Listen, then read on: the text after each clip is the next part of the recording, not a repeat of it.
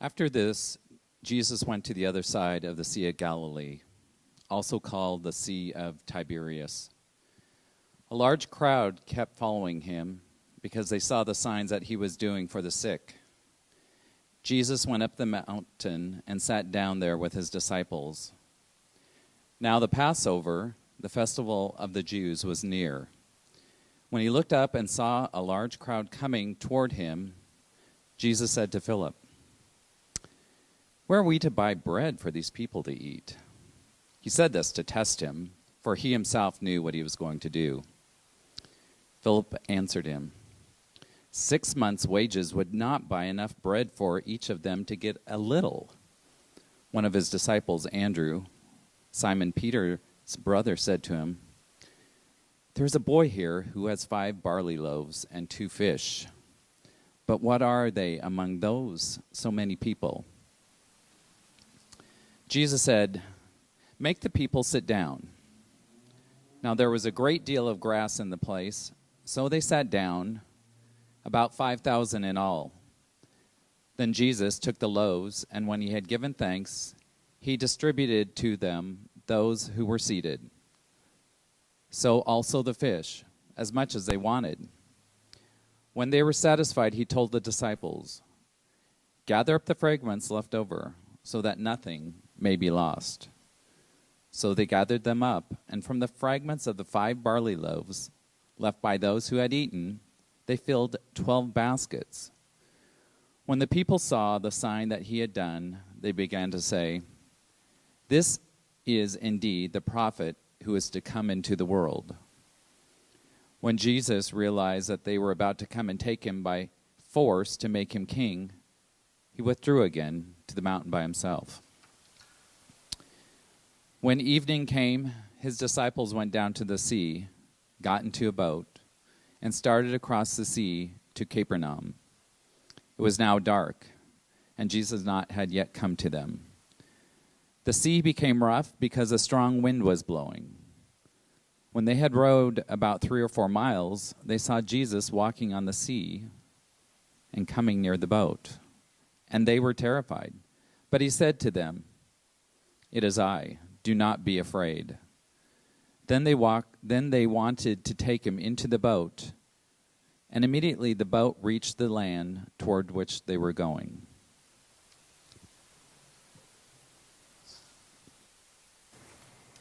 So how do you all experience chaos in these days? Are any of you experiencing any chaos? Okay. So in a word or a phrase or maybe a sentence, can you share with me, just a few thoughts about what you're experiencing as chaos today in your lives and in our society? What was that? Kids? What was that? Illness. Politics. Not enough time in the day to do all the things expected of you. What was that? Hurry up and say it faster. Not enough. No, I'm just kidding. I know Liz, so I can do that. What other chaos are you seeing in the world around us? War. What? Death. War. Syria. Yeah.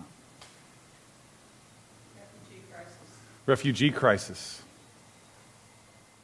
So, do you all experience this internally, like in your heart and in your guts and in your bones? Not only the chaos that you may be experiencing personally in your life, but the chaos that we're experiencing around us. And I don't know about you, I just had a wedding this last couple of weeks. My house was kind of the end place for a destination wedding. And I had a lot of conservative family members come and members from my hometown come and talk to me. And they see the world very differently than I do, right? And I felt a tremendous amount of strain inside of myself about how I was going to speak with them and listen to them and try to maintain a relationship when we see the world, very differently. So about 4 years ago, I began to have a conversation with a Muslim and a Buddhist. And of course, what I found in that is that we have some differences, But I also found something else. We also have a lot in common, like love of all life and love of your neighbor as much as yourself. And so that kind of began a little journey for me, and I was invited ultimately to go to Oak Harbor, a military town, and have a conversation about Islam and Islamophobia. And what I found there was that we had about 90 folks show up. It was kind of an incredible evening, but there was a ton of fear in that room. There was a ton of chaos in that room directed at our Muslim neighbors. And as I began to do more of those kind of events, I began to see the depth and some of the sources for that chaos directed at our Muslim neighbors. And so after a conversation with our bishops, with Sister Liz over here, and with Ryan, and with lots of other colleagues, I began a ministry called Neighbors in Faith. So in about a month and a half or so, I'm going to come back, and when I come back, I'm going to bring Muslims with me, right? And so we're going to have at least one, maybe two Muslims come, and they're going to share a little bit about the heart of Islam and their experience in being Muslims in America right now. So certainly, I just want to say before the outset that Muslims are not the only folk who are having a tough time right now, right? And so to talk about Muslims in our community in the United States of America is in a way to talk about Jews and Hispanics, and is to talk about GLBTQIA folk and everyone, right? So everything I'm saying about Muslims, really I'm trying to say about everybody.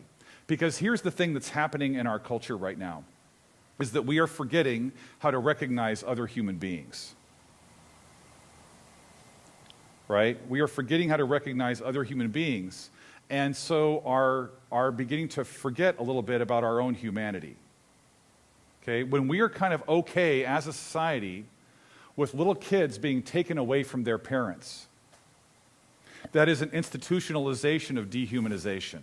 That, my friends, is chaos. So that's what's happening in the gospel lesson, is that Jesus is dealing with chaos. He sees his own people really living underneath Roman rule, which Tacitus said the Romans announce peace, but what they really bring is a desert. They're really there. Essentially, the Romans were the mafia with a standing army. And what they did is they went to a territory, they took it over, and they began to extract the wealth from it. That's what they did.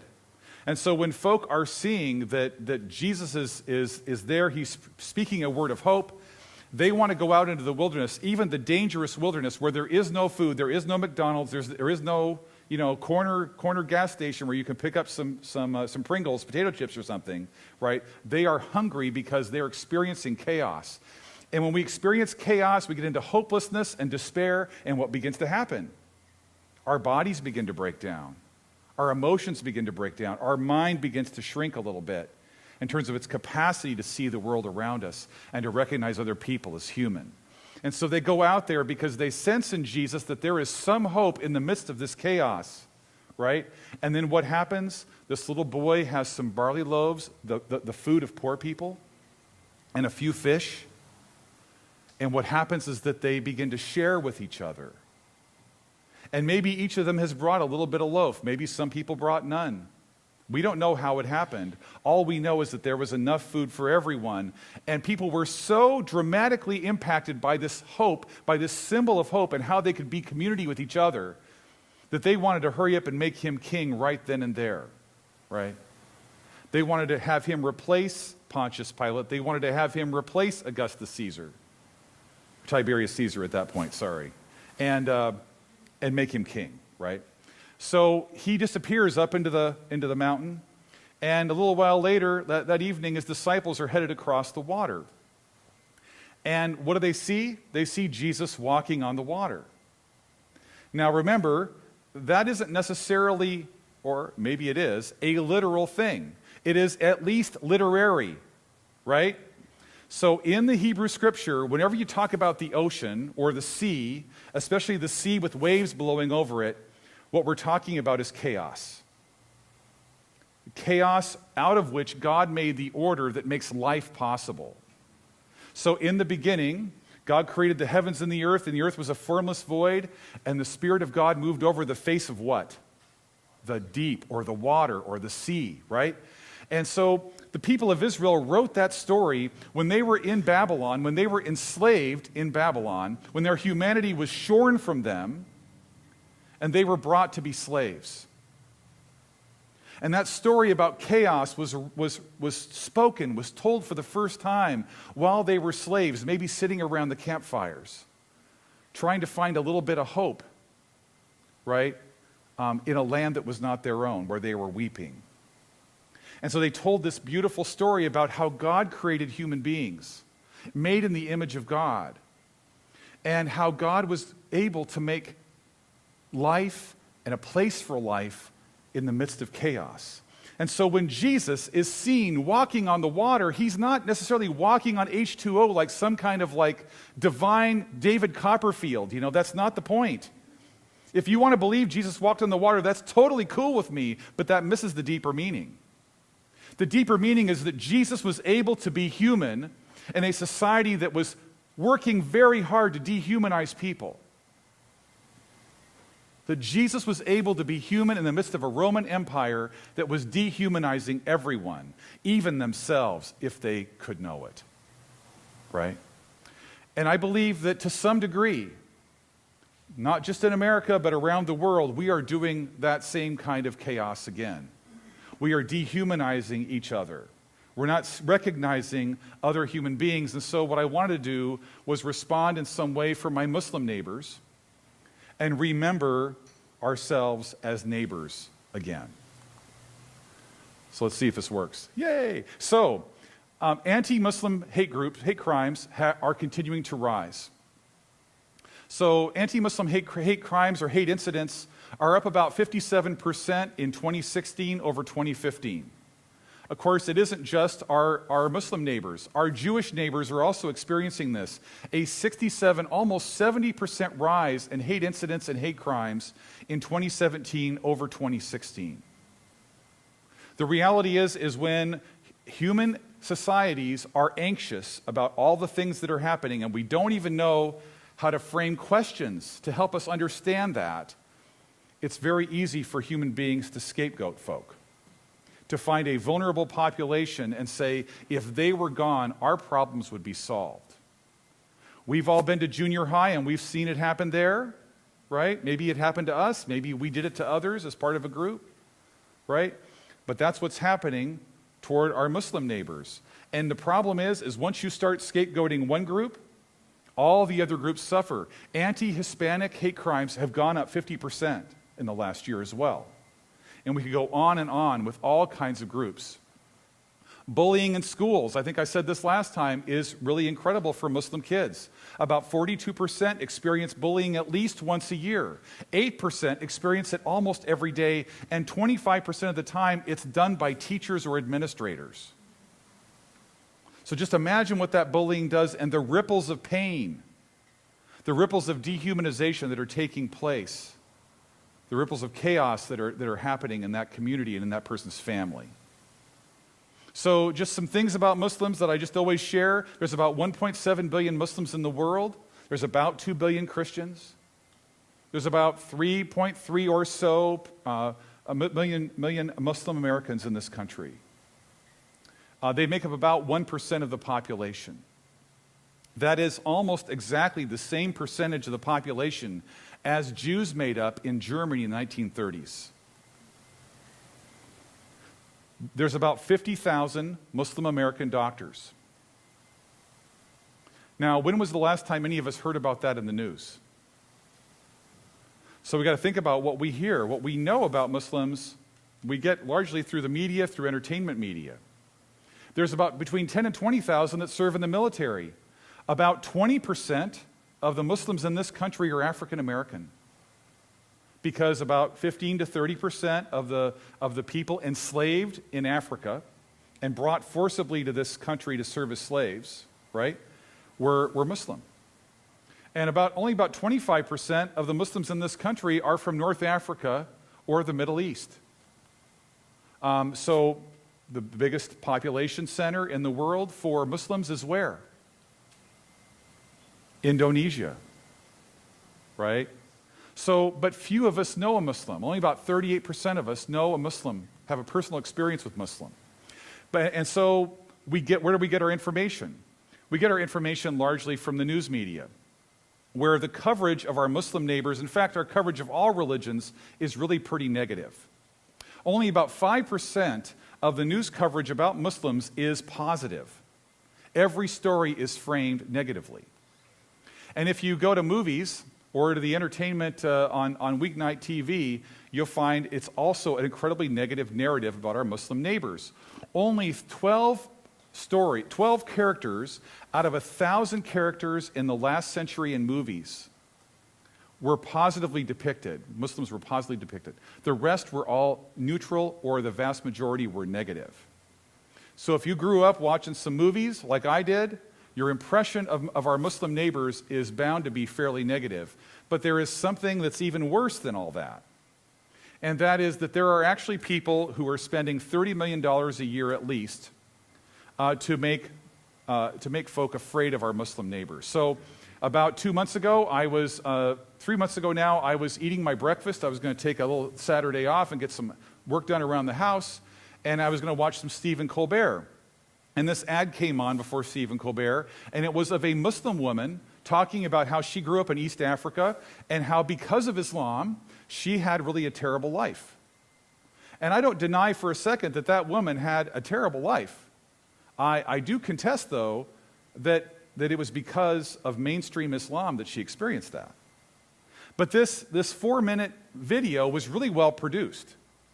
I mean, it was beautiful. The audio was great. The high definition kind of thing was going on. Lots of animation. It took a lot of money to make that. And so that video was a sign to me again that the Islamophobia industry is spending $30 million a year to essentially do something that we in the Lutheran tradition called bearing false witness against our neighbor. So it's our 8th commandment. This is kind of the political commandment. That it is not okay to say bad things or negative things about other people who are part of your community, even if you disagree with them. And what Luther teaches about this is this, that we should fear and love God so that we do not tell lies about our neighbor, betray her, slander her, or hurt her reputation, but defend her, speak well of her, and explain everything in the kindest way. And what is happening is that the 8th commandment is being broken by the Islamophobia industry all the time, bearing false witness and dehumanizing our Muslim neighbors. So let's talk about dehumanization. Dehumanization, friends, it kind of works like this. An influencer proposes an us and a them.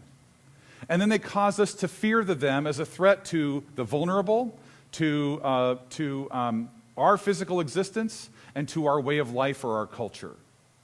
And once we're kind of afraid, of course, we're afraid, right? Even though you may not have a reason to be afraid, your fear is real, right? And once we're in that spot, it's very easy for us to apply collective blame to the whole group for the actions of a few. See, one Muslim person does something wrong, and we know that all about those people now, right? And what that is all about is justifying harm against the them. And defining that harm against them as necessary and even as heroic. So you can be a good person and still be okay with harm against those people because those people are a threat to us, right? And that cycle of dehumanization is all about preparing or saying it's okay to do violence to a group. So it's not just about making some people feel bad and some people feel good. It's about preparing a society for violence. And I fear that has happened toward our Muslim neighbors. It certainly happened toward our Jewish neighbors in the 1930s in Germany, where this was a common poster that was put up, the Jew, the inciter of war, the prolonger of war. This poster was all about convincing good people who wanted to be loving and kind that it was okay to do violence against Jews, 1% of the population. And the way that whole cycle worked, what Hitler always said is, we are great, we're awesome, Germans are awesome, but we're under attack, we're being persecuted, and it's the Jews that are doing it. And he just did that cycle over and over and over again, right? That same cycle is being repeated about our Muslim neighbors. as well as other immigrant populations and smaller populations. Now, here's the thing. My clicker is having some trouble here. So, Lutheran tradition is not by any means innocent here, right? And so before I read this, I'm going to talk to you about what a tradition is. A tradition is both about lifting up and remembering and teaching our kids and reminding each other of our core ideals of what it means to be human, right? That's the beautiful part of a tradition, what we aspire to be. But there's another part of tradition that's equally important that sometimes we misunderstand. It's important as part of a tradition to understand the ways that our tradition has fallen short of its ideals, and that even former folk that have been Lutheran have fallen short. And seeing this, it might be easy to say, well, hey, I don't want any part of Lutheranism if it's like this. That would only be true if Lutheranism failed to remember how we fell short.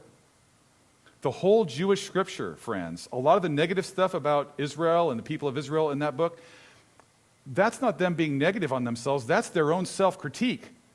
And it takes honesty and courage to critique ourselves. So here's a little critique of Lutheranism, because what Luther did is he proposed later in his career 7 measures of what he called sharp mercy, which basically is apparently code language for dehumanization, right, that we should do toward Jews. This is what he said. We should burn their schools and synagogues, transfer Jews to community settlements, confiscate all Jewish literature, prohibit rabbis to teach, deny Jews safe conduct, appropriate their wealth, and assign Jews to manual labor. All of these 7 steps were cited in the Nuremberg laws, which took Jews out of their civil liberties in Germany.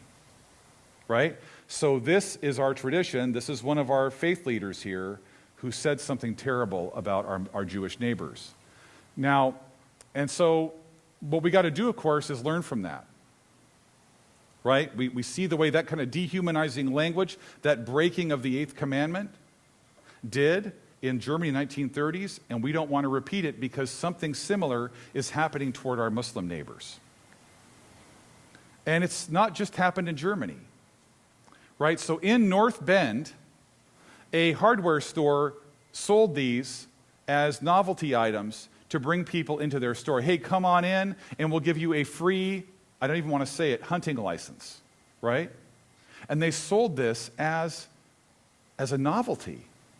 Like, hey, come on down and you can get your own hunting license. That's what they did, right? So that kind of dehumanization is not just about what Germans did or what happened somewhere else. It's what happened pretty close to here.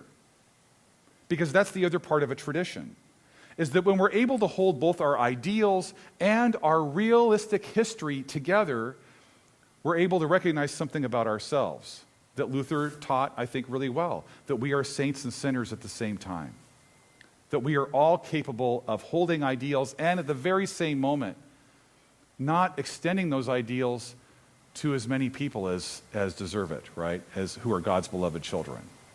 And so we're trying to hold this as a part of our own tradition and be honest about it. But there were also lots of Germans in the 1930s, including German pastors like Dietrich Bonhoeffer, who fought against what the Nazis were doing.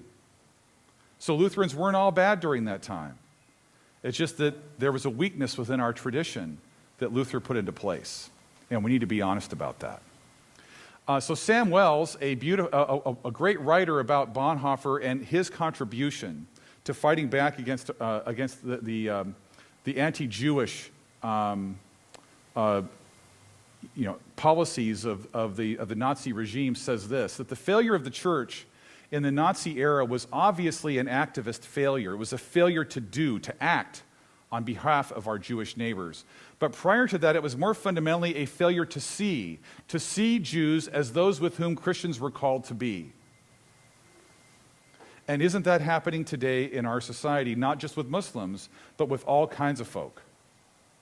Right? Sunday morning is one of the most segregated hours of the week, right? We are hearing about people not from them directly, but from third parties that have a vested interest in shaping who those people are in our eyes. We are getting caught inside social media bubbles, where we're only hearing our own viewpoint and we're not contacting people as much as we could.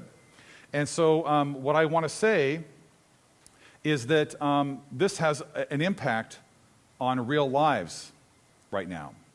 So the reality is that 83% of the time, if someone is perceived to be Muslim, they actually receive a harsher sentence in the courts of law than those that are perceived not to be Muslim for roughly the same kind of crime.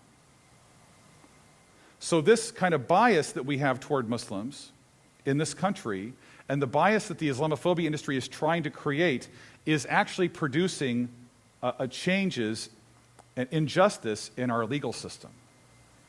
So it's actually having a real life, everyday impact, not just some kind of some people feeling bad. And of course, according to the 14th Amendment, it is not okay to deny, in the last line, to any person within its jurisdiction the equal protection of law.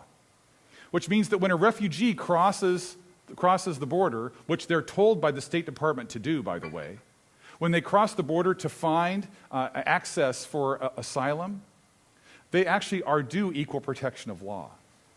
You don't have to be a citizen to have that. All you got to do is be a human being, because in this country, we hold that this truth is self-evident, that all what are created equal? All people, right? Well, that same protection is due our Muslim neighbors, and it isn't happening.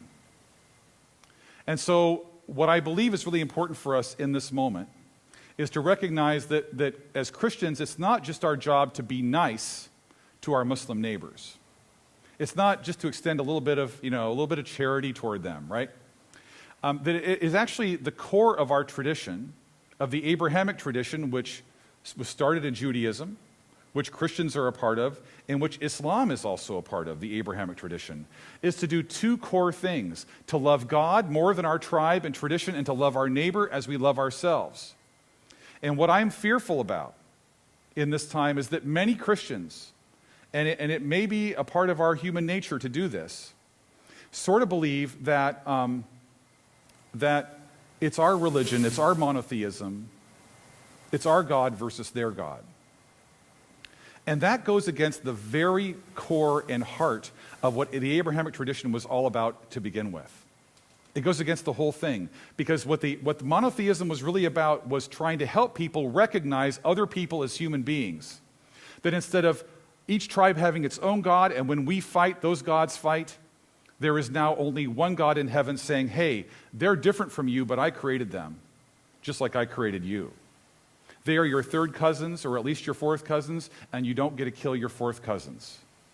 They are part of my human family, and so take care of them, respect them, learn to love them, learn to see them as human beings, even though they worship differently, even though they dress differently or eat differently.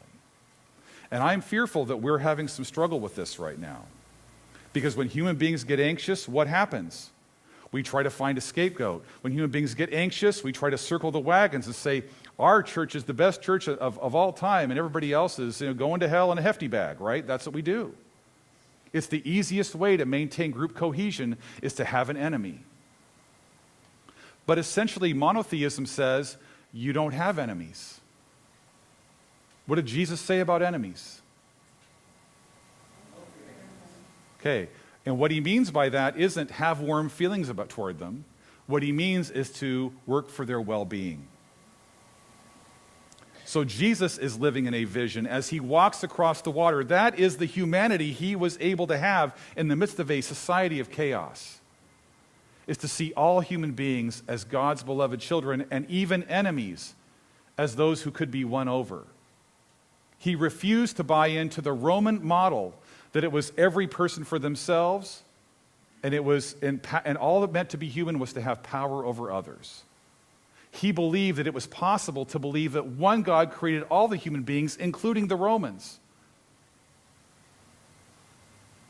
And that by the power of God's love made manifest in us, even enemies can become neighbors again. So what I want to suggest is that Salt House and other churches do something very simple that is well within your grasp, and that is to unleash the power of the potluck. I'm serious. We don't have to figure out, like, what's the Quran verse, we don't have to figure out all the differences. We don't have to do all the theological stuff. We don't have to, like, do theological Jenga to see who's going to win. We don't have to do that. We need to get people together again and realize that our neighbors who are different from us are those with whom we're called to be with. And create as diverse a conversation you can around those tables as possible. And in doing so, right, bring out your barley loaves and your 2 fish and help people to do what? To see each other as human beings again, right? And to be human, to walk on the chaos, right? To be able to be human in the midst of all the chaos we're experiencing.